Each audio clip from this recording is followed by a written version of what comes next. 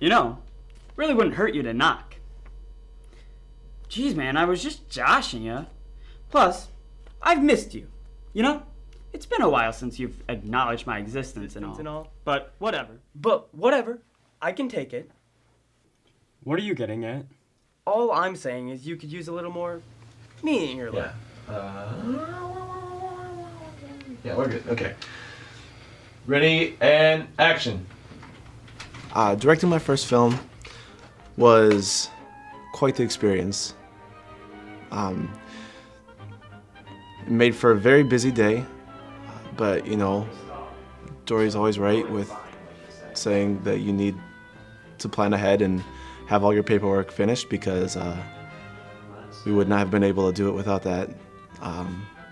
But also trying to follow shot sheets and storyboards for a film that has one person acting for two people actually made it more confusing than normal. So I don't know.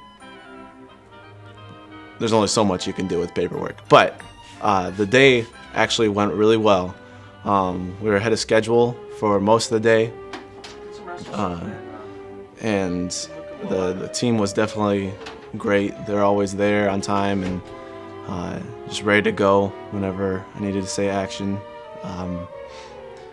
Yeah, and locations were great.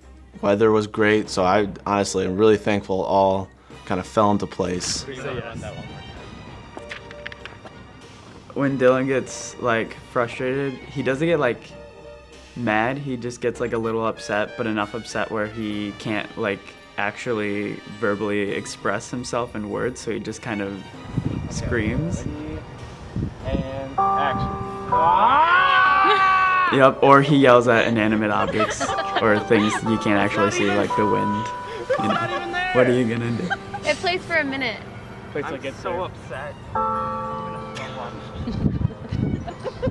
Yeah, I mean, I thought Dylan did a really good job. I thought, like, anything that went wrong that day was completely out of his, like, he couldn't do anything about it, you know? Clock towers. Which, I'm directing a show right now, so I know that that's, like, sometimes things just happen, you can't do anything about it, but a good director is somebody who rolls with the punches and is able to laugh at those things that happen. And he always did that. Like, I never felt like it was an unsafe or not fun environment to work in. It was super fun. 25? Yeah, sure. Overrated or underrated? Clock towers. Clock towers, overrated, no one needs them. To be take 3. I will come in about 10 seconds.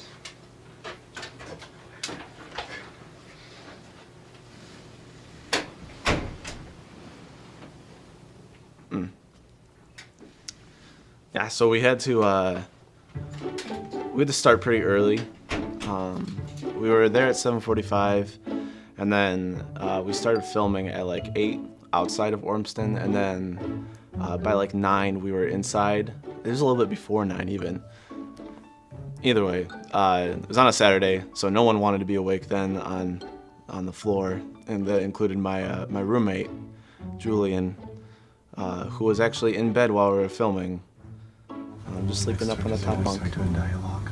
I don't want to keep you awake there. I think his alarm. Your alarm's going off. It's 9 o'clock.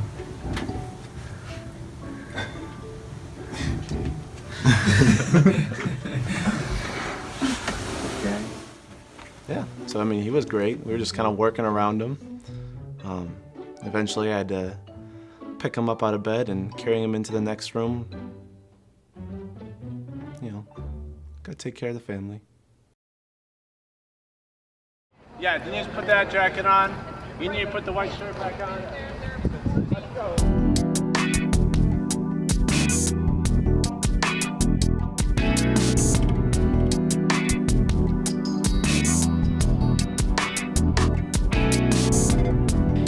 It's hard playing two characters at once when both of those characters are you, because you're constantly having to change shirts and run around without a shirt on for half of the day. Yeah.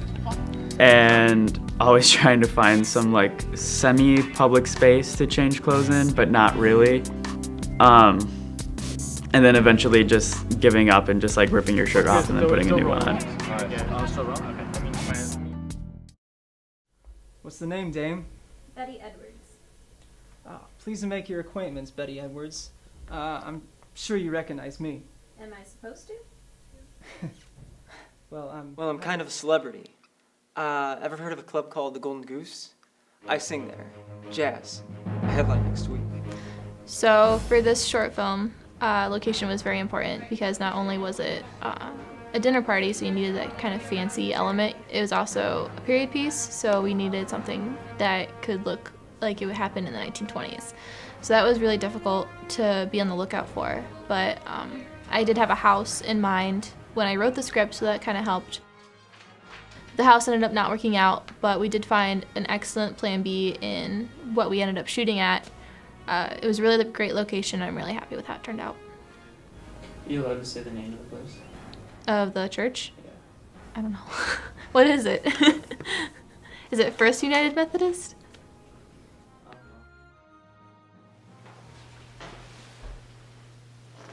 She's dead. How can this be possible? Cut! Good, alright, let's move on. But yeah, I definitely had a strong-willed mentality. She printed out these helpful little tips and tricks on how to survive a Brianna Buller production. All these, like, just, I guess not necessarily rules, but guidelines started forming in my mind, and so I just typed them up.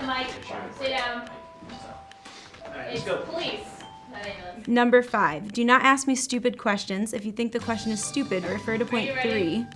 If you have questions, please ask Clayton first. If the question cannot be answered by the magical wizard Clayton, he will ask me. If you ever think I'm being rude/mean, do everyone a favor and get me coffee. They kind of were half serious and half true. Especially the the acting angry one, just to get me coffee. That one's actually really true. Probably my favorite night is audition night, when we have all the directors in the studio and we get to watch and all the people audition. It's really cool just to see how many people come out and really support the short films program. And I really do take auditions seriously. And it may only seem like it happens in a 30-second moment, but what happens in those 30 seconds is really important to the short film process. So it is really necessary. And I love auditions where people come and they audition and I can just see the character in them. And it really shocks me sometimes because I immediately know, like, that's the person that I want. It's really encouraging to see that for a director, because you know that your characters are going to be well represented with how you wrote them, and I think that's kind of overlooked in some parts of the process. Characters are important, and who plays them is just as important.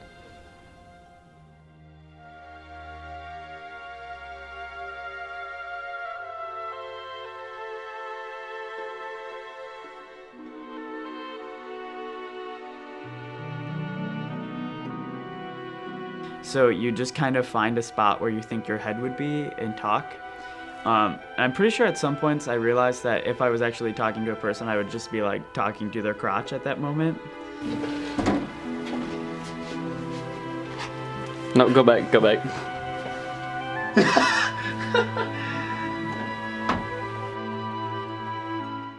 Red Cross.